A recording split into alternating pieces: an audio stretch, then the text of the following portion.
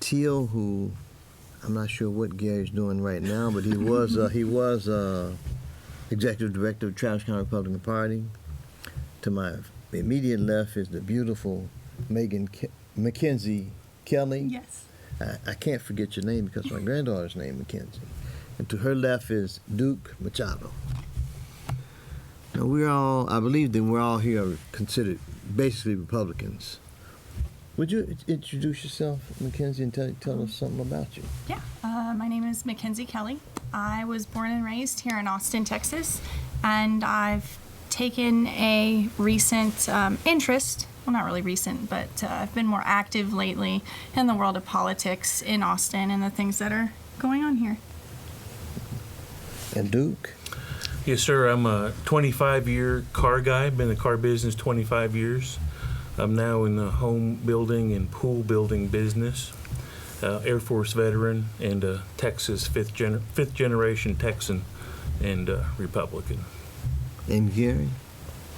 Well, They should know you, but no. Nobody should should know me. you had it right. I was the executive director of the Travis County Republican Party up until this year, and still really doing Republican stuff all the time, whether it's this show or the trailer park show or all the clubs that meet, and we're beginning to heat up into the 2020 cycle. So things are starting to happen. I have to give a shout out to James alias Pokey Reese for this show today for lining up the guests for me. Now I know you used to work in the party, Gary, but do you Duke and Mackenzie have affiliation with conservative cause? Definitely. Because I heard you guys speaking in the hallway about a radio We've show or actually something. got What's happening? Yeah, do you want to? Well, in the last election cycle, there was an internet radio program that launched called Patriot Insight, and the idea was to get a grouping of hosts scheduled so that we could just speak and put conservative content out. And Mackenzie was one of the hosts, and I was one, and we had about 4, maybe 5 others at one point. And it was a neat effort, and we had a weekly program, and so that's how we know each other. But I got involved in politics the night President Obama got elected. That was my whoa, how did that happen? Moment, and I knew I needed to get involved. And I've helped build Republican clubs across the state, and at one point we created an organization that was affiliated with the GOP, called GOP is for Me, and it was targeted towards Hispanics and minorities, conservatives who we need to bring to the party. Mm-hmm. Now, this show that you talked about, was that on television or radio? Was that local? It was radio, and it was broadcast all over the United States and really worldwide. My show was called Middays with Mackenzie, and my history in politics really. My first election, I turned 18. I was still in high school. I voted for George W. Bush Jr. for a second term. And I remember feeling this really great sense of knowing I'm making a difference by casting a vote. Following that, I ran for city council in District 6 in 2014. In Austin? In Austin, yes. I got 10% of the vote, which is not that much, but Hey, it's 10%. I didn't get last place, and I didn't raise any money. And it was just kind of a first look at what I can do to get into being active. And since then, I've been going to meetings and really doing what I can to be involved. Austin is somehow, I call it the belly of the beast. It's extremely liberal environment. As a matter of fact, I remember a few months back they were talking about having a course at UT saying that masculinity was a mental illness, but homosexuality isn't, but masculinity is. Right. So being a male is a mental illness. Yeah, and people are doing all they can to degrade masculinity, because if you have a nation of men who are wimpy men, then you can take that nation over. But if you've got strong men who know what they stand for, and they know what their values are, you're not gonna take over that nation. And so these socialists and the agenda that the communists have is to break us down in all facets of our society. And they would love it if all of our children question their gender and, just create this confusion. It's almost like a brainwashing, which is terrible because we're starting to forget how we used to be as a society, and I don't really like that feeling. Yeah, I'm still a chivalrous guy. I'll still hold a door open for someone, and most people will still say thank you, or if I catch them on the way out, then they'll hold it for me. But there's more and more people that just walk right in as if you're supposed to hold the door open for them. There's no gratitude. There's no, it's expected. I don't know. It's kind of strange. I always expect someone to say thank you, but we don't always get thank yous anymore. It seems to me in a general global sense as a nation, we have lost our minds. Seriously. You got men thinking they can be women. You got women thinking they can be men.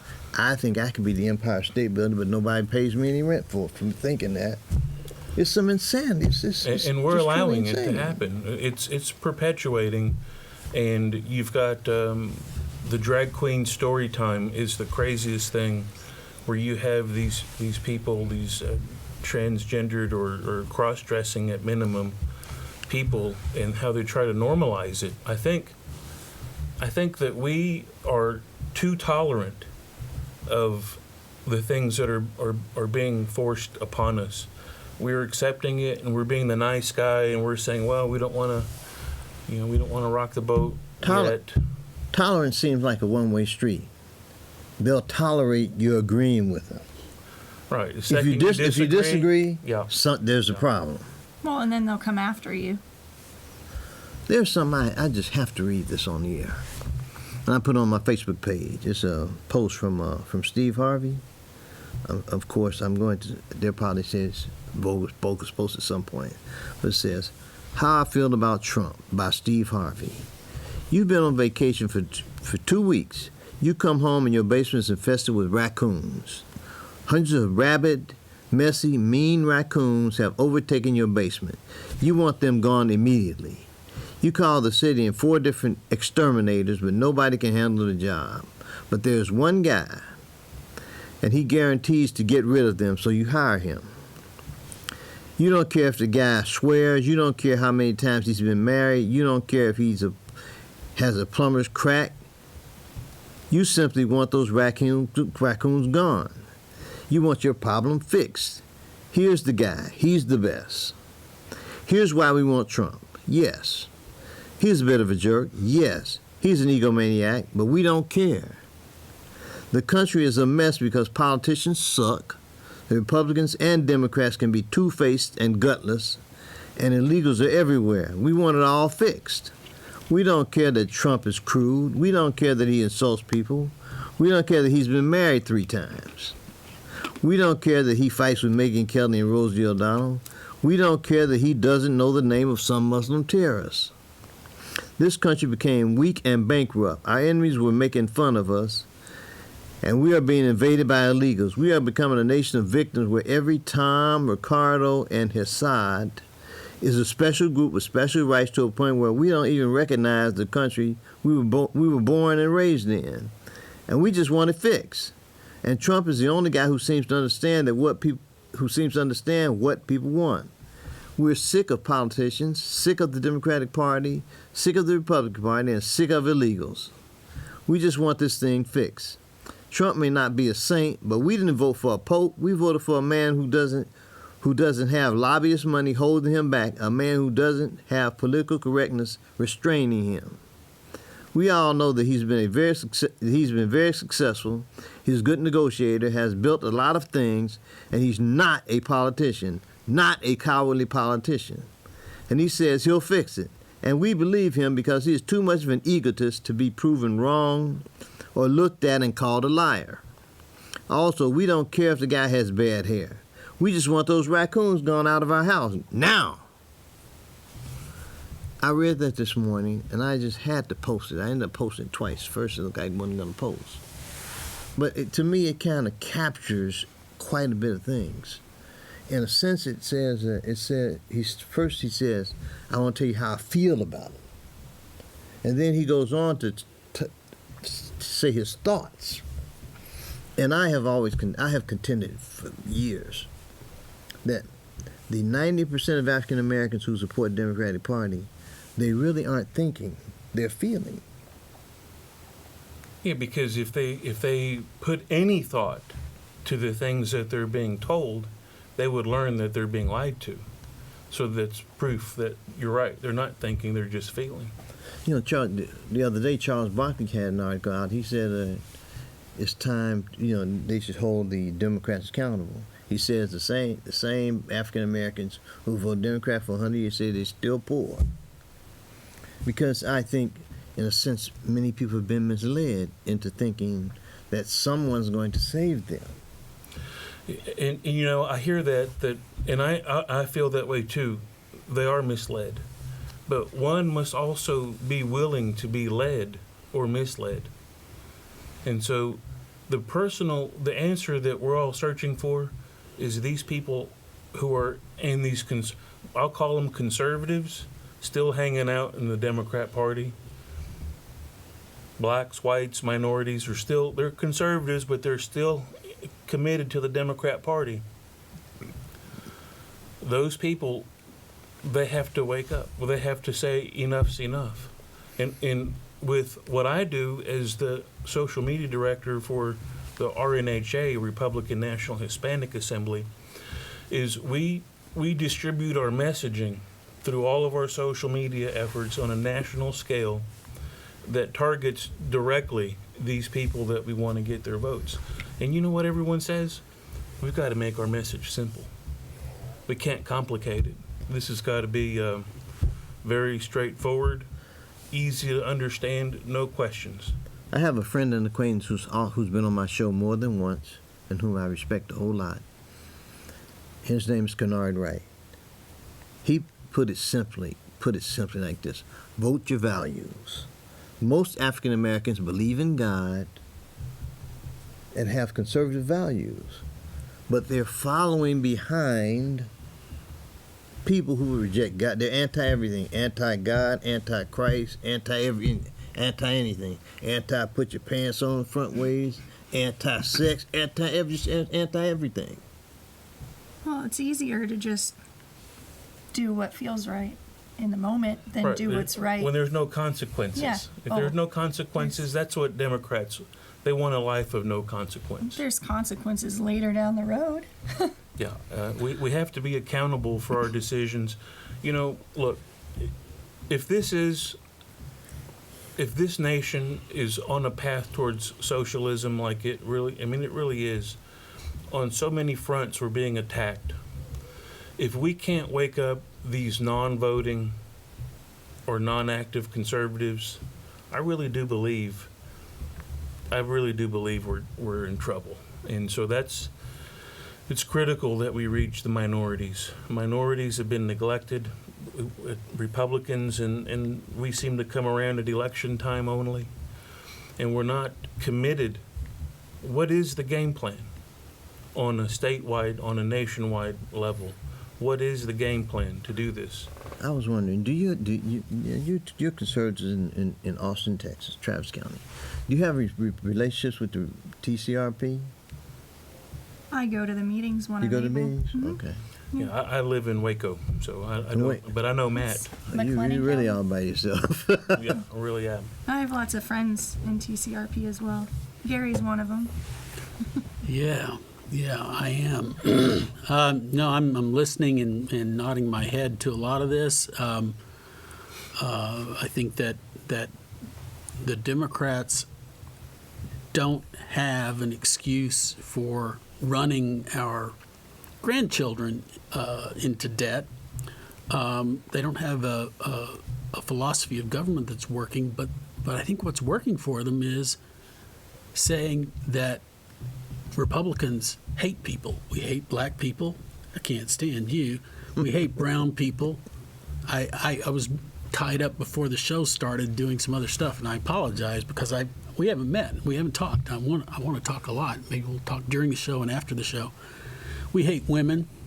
Yeah, I should be barefoot pregnant in the kitchen, right? We hate everybody, and I think a lot of them will hear some of the things that you guys have said on the show here, and they'll say, "See, these are the guys who get in their F-150s and they go out and they beat up gay people every night," and that does not follow. I think you have some conservative ideas about the way marriage should work, the way families should work, but that doesn't mean you hate people. But this is a theme that's working for them, and so much of what they're saying doesn't make any sense. They say that they're for the downtrodden and the little guy, but Austin here, this community is a place where if you don't have a lot of money, you can't stay here. You have to leave town. You're going to have to move to Hutto You or can someplace. sleep on the sidewalk anywhere except in front of City Hall. Well, and there's And the all mayor's that. house. There's all this What a stuff mess. that with homeless people. I hear activists saying, well, what we need is rent control. Well, you wouldn't have to have rent control if you didn't have property taxes that are so expensive Sky that high. renters have to pay those property taxes. Some people think, oh, property taxes is only for the property class. So you got the monopoly guy with his monocle, and he's the one who has to pay property taxes. Not true. It's the renters that have to pay property taxes. And if all of those liberal policies worked, then we should all go to San Francisco because they've got those things in force and have for many decades now. And they don't have a homeless problem, right? Oh, yeah, they still do. They have a very, very big homeless problem. So I don't know. I'm frustrated because I believe that on the UT campus, there's a lot of bright young kids there. If you go and take a poll there, they don't like Republicans. They don't want to be identified with people who aren't outgoing and reaching out. They're not confident in themselves. They don't know the facts well enough to stand behind them. And if you run across the very few conservatives in college, they'll stand their ground, and they know what they're talking about. But most young people, I'll take myself for example. I grew up in a house where literally when Ronald Reagan beat Jimmy Carter, my grandfather stood up from the chair. Stood up, walked over there. Back in the old days, he had to walk to turn the TV, and turned it off and looked at me and my sister who were sitting on the sofa. And he says, "You better turn around and kiss your blank goodbye." He says, "Because this world is finished." That's the fear or hatred or dislike that he had for Republicans. And so, of course, I'm, a little young kid, that Republicans must be these bad people. It wasn't until I saw what Bill Clinton did that I realized there's a real difference between values of Republicans and values of Democrats. I've been told that young adults don't fully form their frontal lobe until they're about 25 years old. And so where they may be bright students on campus, I would counter that they haven't found themselves and they're away from their family unit, so they're trying to figure out who they are. They don't have life experience yet. Right. They don't know what taxes are yet. I'm 33, so I'm just starting to get there. Now, you know what I believe? What both of you mentioned points out a failing, I believe, on the part of conservatives. That is to communicate our message and to support those who need support. You say students can't take the heat of being a conservative on the campus. We need to be there to support them and let them know that we're alive. We are there. The party's there. The party has meetings. These people need to be aware of what's available to them, if anything, maybe. But maybe we need to go to them. Well, we do need to go to them, but they also need to come to us. We can't go to everybody. They have to. I want to know this, and seek out. We have to create the environment where our party seems interesting enough that people will want to learn more about it. But if your professor is telling you, don't go over there to that Republican club. They don't like you. Yeah. They hate you. They don't respect what you are, and so you need to stay away from them because they hate you. Or if that professor's taxing your grade because you don't toe the line. Yeah, because of your beliefs. I've heard of all that, and in fact, I had that happen to me once in a class because I just would not relent to this other social thinking, and affected my grade in that class. And so I know what you're saying, but You survived. I survived. Yeah, I survived. Gary, the other day after the TCRP executive meeting, a group of us went out to have a meal at Kirby Lane Cafe on the drag, and we actually were approached by a young conservative. There was a young guy sitting at the bar, and he said, "Oh, you Republicans?" Yeah, we are. That's what's. But he wanted to talk about it. He wanted to say, how can I get involved? And there are some that I have met who are St. Edwards, some that I have personally met from Texas State, but they don't know about each other, and they don't have the support. They're not getting the support that they need. And there are some at Houston Tillotson also. We shouldn't have to hide or be scared of saying who we are with our political beliefs and whispering from the bar. Yeah, but then my What kind of wife society is that? didn't like for me to wear my MAGA hat because people look at her. Oh man. Well, you're Which is bringing it upon crazy. yourself. You're bringing it upon yourself when you. Well, I have to wear a MAGA hat because Gary can't wear one. He'll be called all kind of names, all kind of Oh, yeah, racist and yeah. this and that. So I wear one. So I'm looking out for you, brother. I appreciate it. I appreciate You know, it. it's funny. You don't see conservatives or Republicans going after individual liberals for any outfits that they wear, really. But you always see Democrats or these liberals get upset. They get triggered. I don't know that we get triggered like they get triggered. No, but when you're going after something as silly as a hat that somebody's wearing because that's what their belief is or how they look, then you're really grasping at straws. Yeah. You No, don't have a valid argument at that point. I was at in 2016, I was at a Trump speech watch at a hotel here in Austin. And there was one person in the room who was offended because there was a arrangement on the table that was, had a cotton ball in it. Did it Cotton, come from- that's a secret signal that Negroes should Yeah, not yeah. be here. Did it come from Hobby Lobby? I don't know where it came from. No, Just 'cause it that was was just the whole a thing. it's just You remember just that? a hotel down there. But they're at the point where they're so hypersensitive that anything, a MAGA hat. I'm wondering if we can a damn hat. if Makes no in sense. the next generation, if we can teach children to have a spine. People are going to be mean sometimes. Things are going to go wrong. And if you're going to be a success in life, you're going to have to be strong. You're going to have some courage, because what we're teaching them is the opposite right now. And you were talking about thinking versus feeling. More and more, that's what I see. If you listen to NPR, they will interview someone and they'll say, these bad things happened. How did that make you feel? Well, you don't need to know how it made someone feel, because it made them feel bad. What the hell did you do? That's the question. And yes, and so I on one of the major issues of the day, in immigration and race, I hear the media saying Hispanics are scared. They're scared because Trump's going to come and round them all up and send them back somewhere. It doesn't matter whether they're citizens or not. Well, that's completely ridiculous. I have some problems with some of the things he said about a Judge Curiel not being fair to him, but there has never been any move towards picking people up and deporting them if they were citizens. But if you can create this fear, then you can really make people worry that they need to do something to get these Republicans out of power, as if Republicans don't like immigrants. Republicans like immigrants. Republicans love immigration. The big part of the Texas plan, the Texas miracle, the Texas model is we've had huge amounts of immigration. People with different colored skin, and it works out great, because with immigration you have more people coming in, they work more, they get jobs, they consume things, and the country grows. That's all to the good.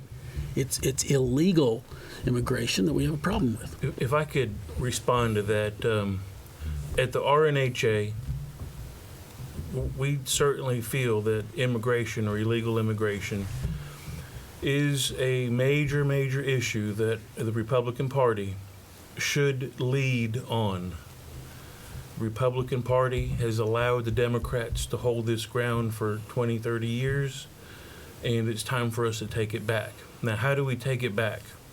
First thing we have to let everybody know is we're not the party of mass deportation.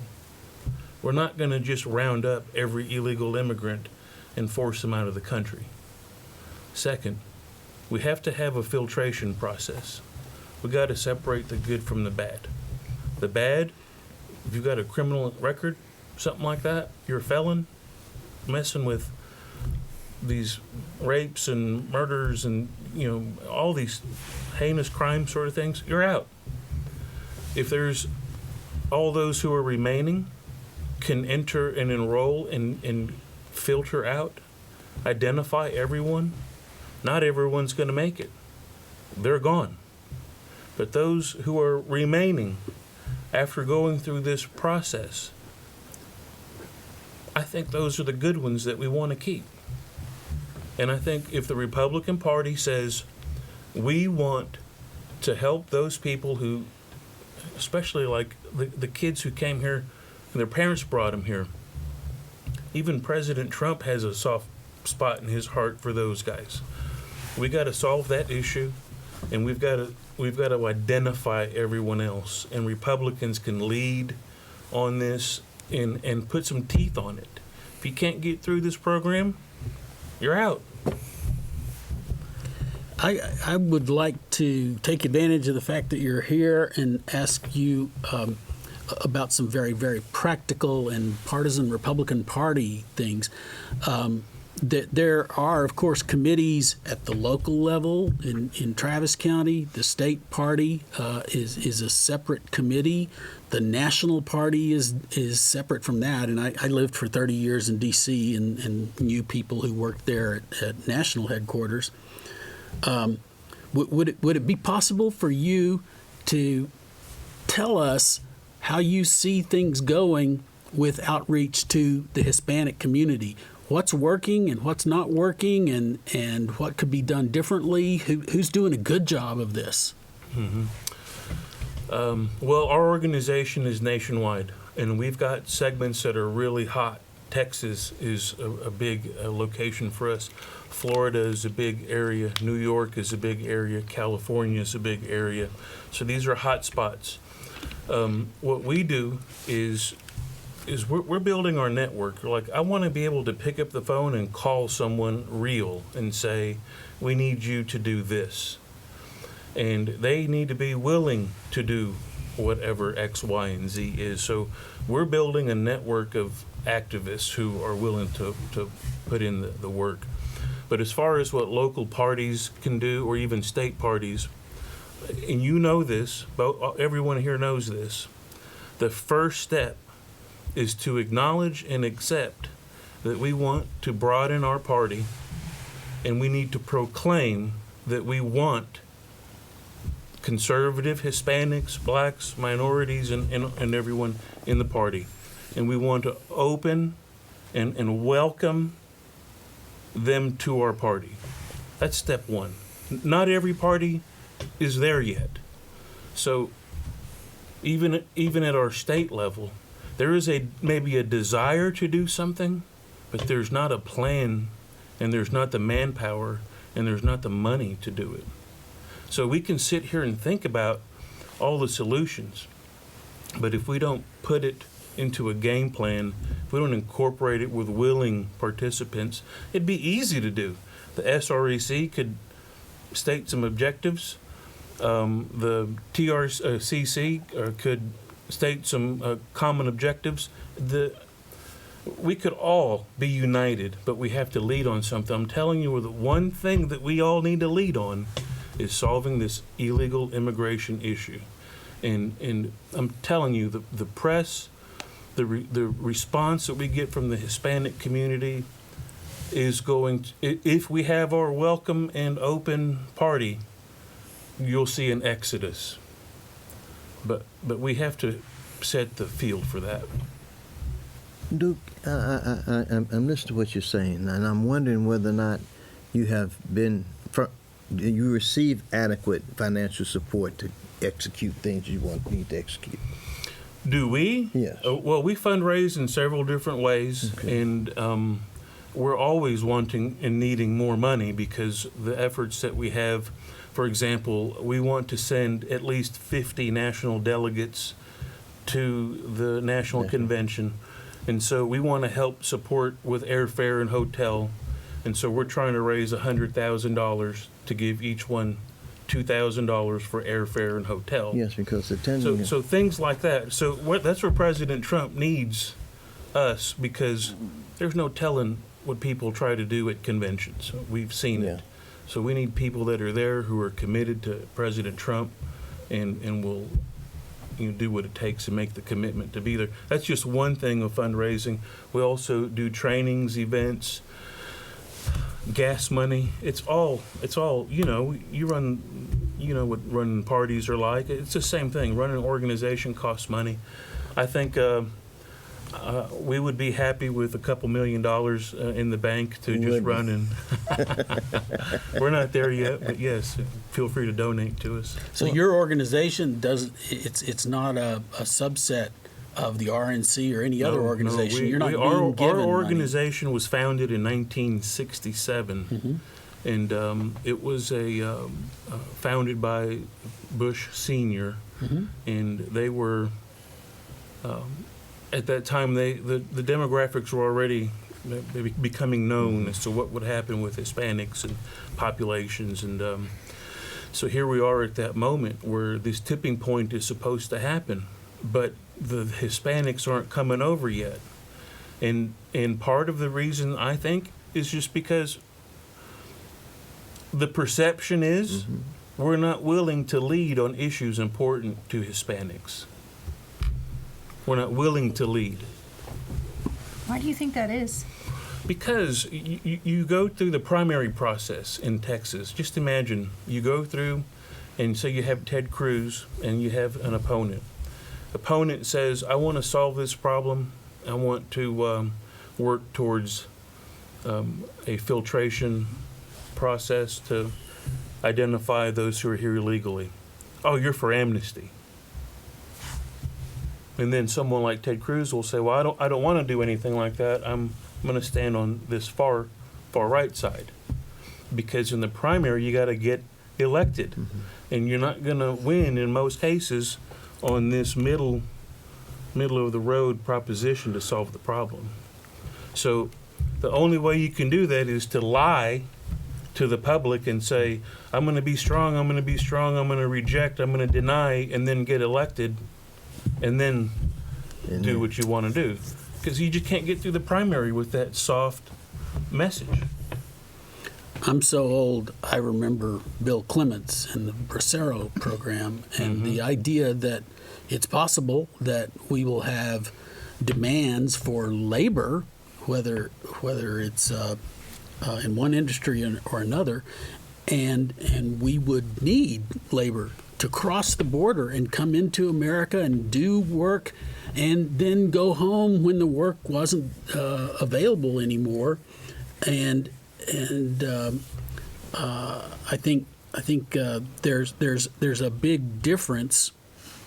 There's a lot of subtlety in that issue, and it all goes away because it comes out in slogans. You've got people who say no amnesty, round them up, which is just completely ridiculous. There are literally not enough buses available. Even if you could do it, it can't be done. And I'm going to tell you that the visuals of that would crush the Republican Party forever. Of course. And I don't hear Republicans talking about doing that.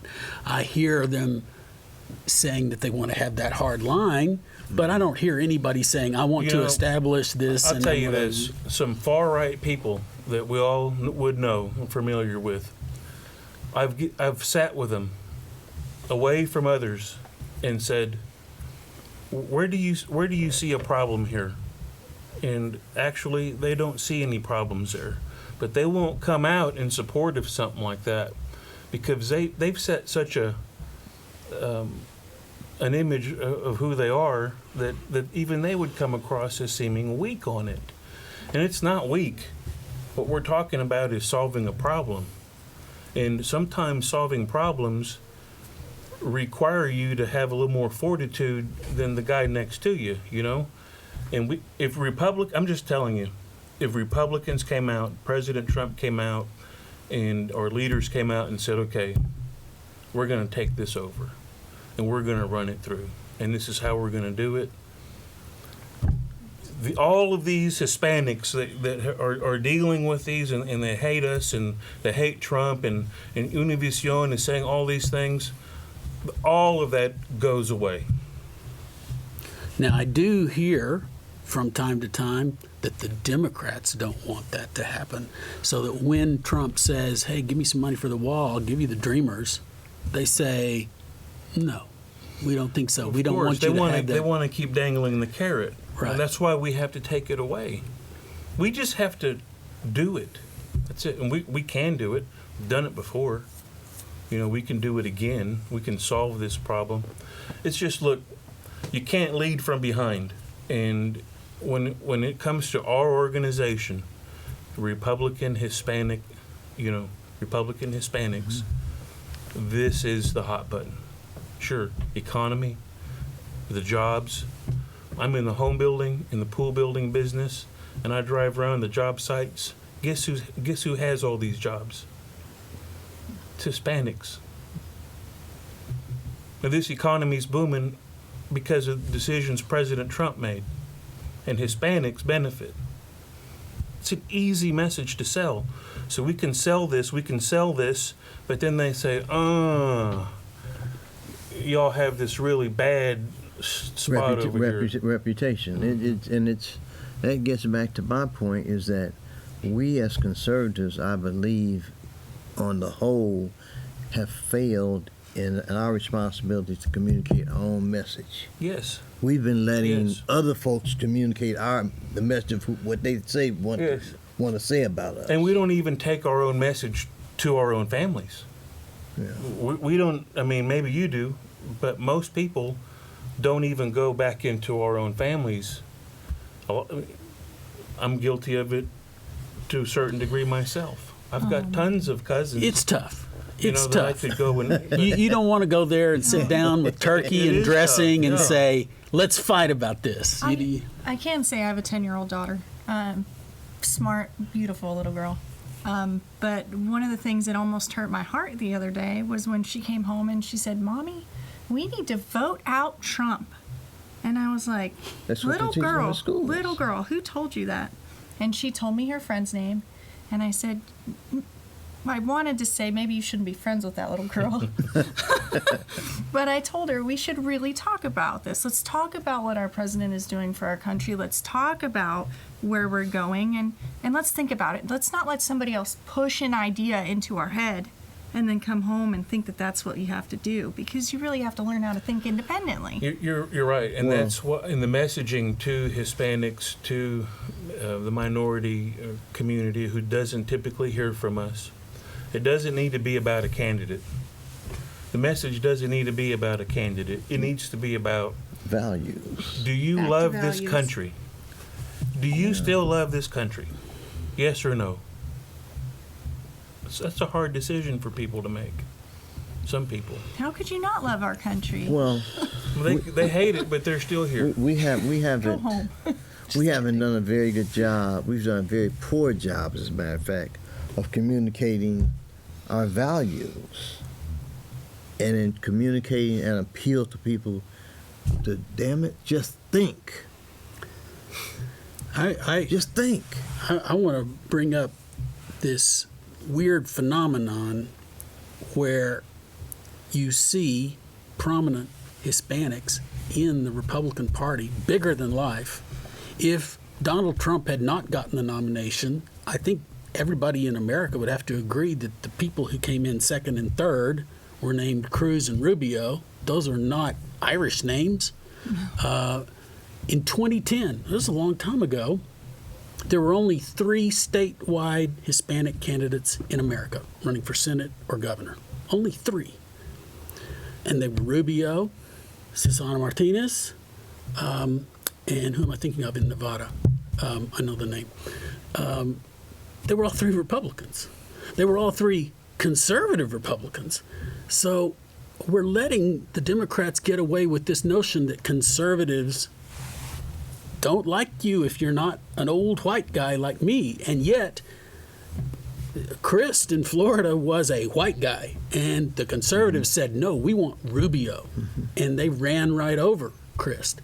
But we're not as conservatives as a group in the large sense publicizing that. Well, I've had these conversations where I say, well, our Senator Ted Cruz is Hispanic, and they laugh. They say, no, he's not really Hispanic. What he had to turn in his Hispanic card or something because he was Solicitor General? Yeah. I mean, and this is something that I see as a very subtle and quiet racism on the part of Democrats. They say we need to help blacks and Hispanics because they're poor. Wait. How did you jump all the way to that?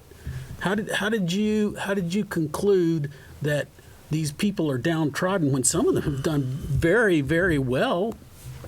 We don't have to worry about those people as much anymore because they have done well. You have a car dealership, you said, and evidently it's gone so well that you've branched out into construction.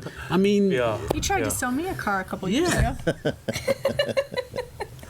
So I say congratulations. That's fantastic, and I think that's the way most Republicans feel. And I believe at least that government should help people who can't help themselves. But we just, there's a lot of mental people with, I would call them mental deficiencies. They're not quite able to process or rationalize anymore. You tell them the truth, and they don't believe it. Yeah, They the don't sky's want to not believe blue. it. You say, well, look it up. I don't need to.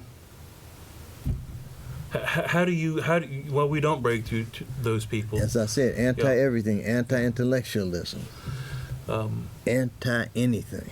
This country does so much for so many people, and it's our capitalist process of how we make money, that we can be rewarded for effort or hard effort.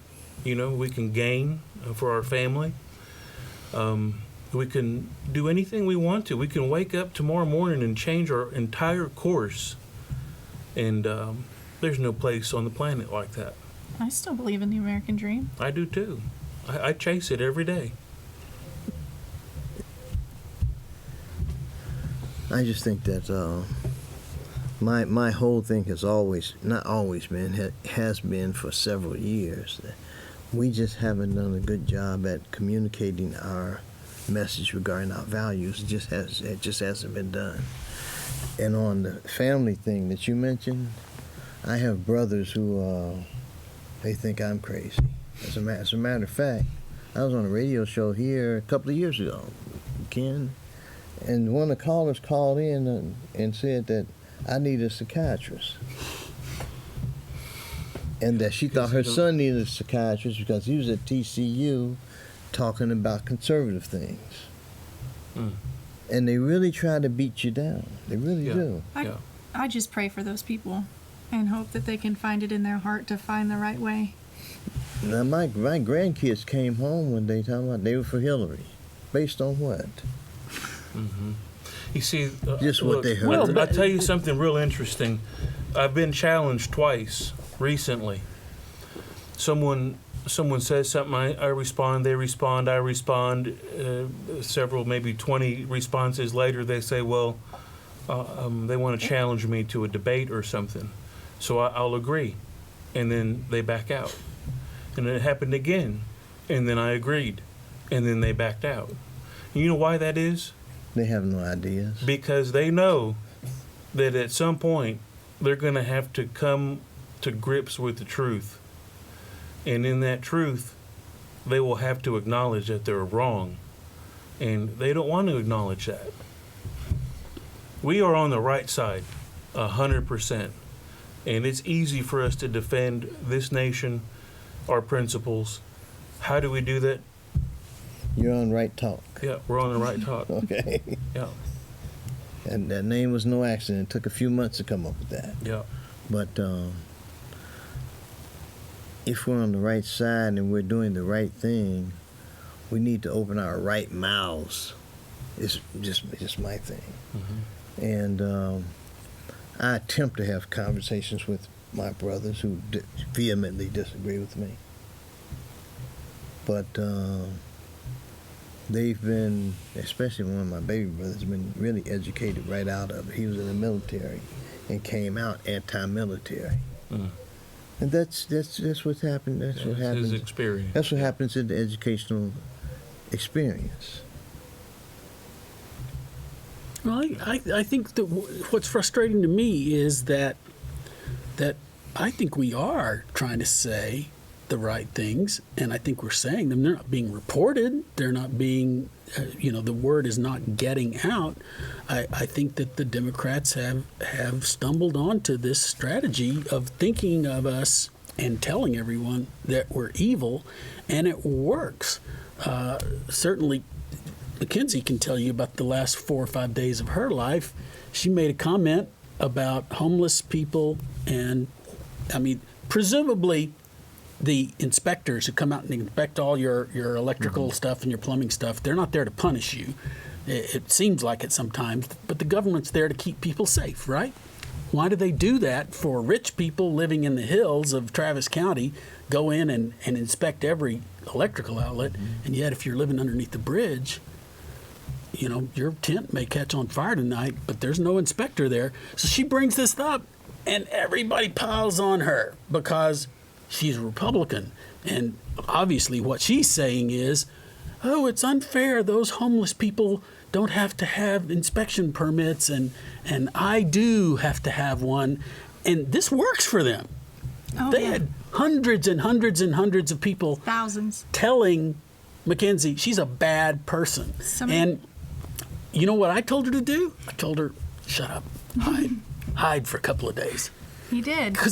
And I hate that. I hate that, but it was probably the only thing she could do because they have this thing and it's working for them. They're telling young people that we are bad people, that we're survival of the fittest, and we only care about the people who've made it, and all the rest of the people can just starve to death because we don't like people. And it's just not. Well, young people are naive. They're naive, and so they're going to believe whatever they're told. And until they start to face life, it's hard to sometimes get through to young people. But there's plenty of voting-aged grown-ups that we can reach. But go ahead. Oh, I was just going to say thank you, Gary, for telling about the last horrible days of my life. I mean, it got so bad that somebody called the police because I'm pretty prolific on Twitter. I talk about my guns. I talk about my license to carry. Somebody disagreed with me, lives in Dallas, traced it back to who it was. They have mental illness, well-documented history. She sent the police to my house because she disagreed with me for a welfare check under the impression that I was going to commit suicide, which obviously wasn't going to happen. I'm very fine. She just disagreed with me and wanted to scare me. It's terrible. It's the only weapon they have is the weapon of untruth. Yep, and they use that a lot. Well, you're saying, like saying the Baptist church I'm in the neighborhood I was from, the devil is a lie.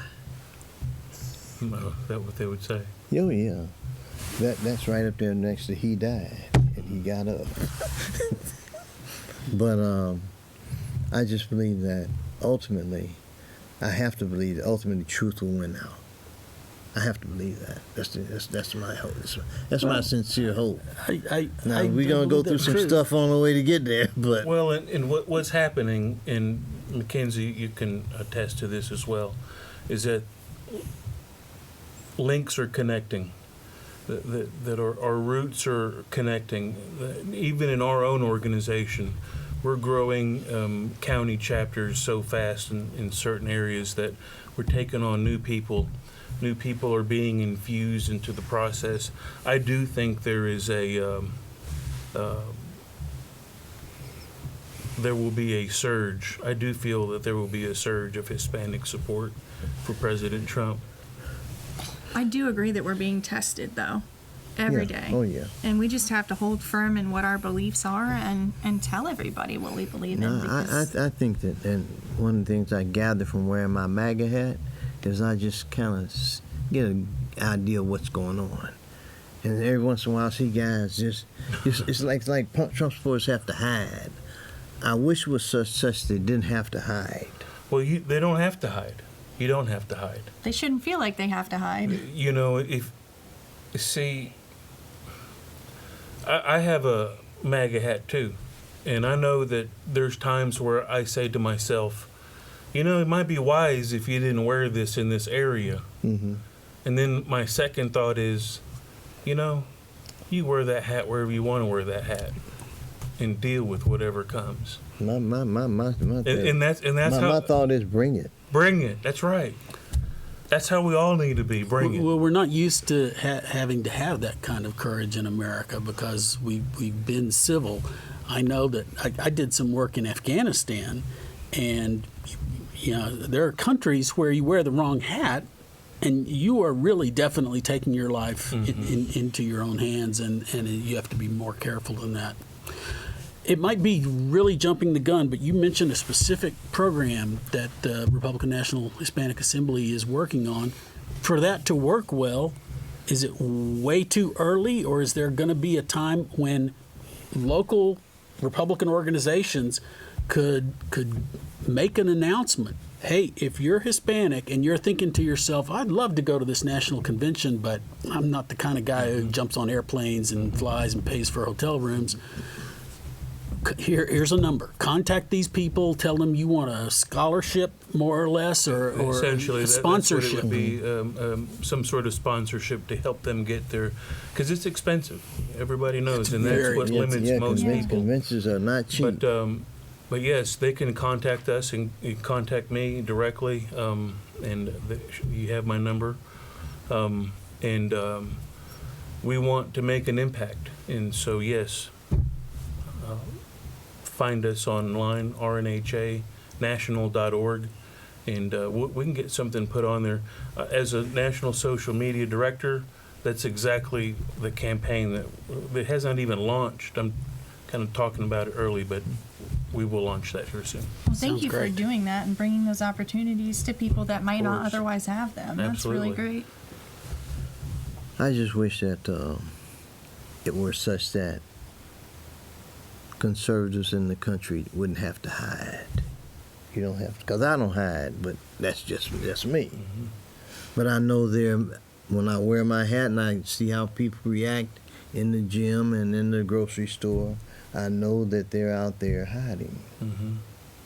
And I know Well, that I can wear the hat with much more comfort than Gary. You encourage them to wear it next time. See, when I wear the hat, they don't know what to say to me, Right. probably. Yeah. Well, not if you're in the gym working They out. probably say something's wrong with me, like my brothers. Yeah. You come down to Austin a lot.